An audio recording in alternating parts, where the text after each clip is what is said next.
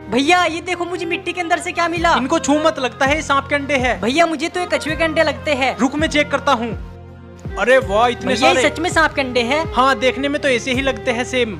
एक काम करो, एक अंडा फोड़ कर देखो। नहीं रहने दो, अगर सांप को पता चला तो हमें नुकसान पहुंचा सकता है। एक काम करो, तुम इन अंडों को यहाँ पर रख दो और लग जाओ अपने काम पर। अरे वाह लगता है कांटे में मछली आ गई। चलो 2 मछली हो गई। अरे भैया जल्दी इधर आओ।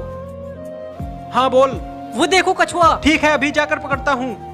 ओ शिट भाग गया यार। भैया पर तो एक भी काम ढंग से नहीं होता, एक कछुआ नहीं पकड़ पाए।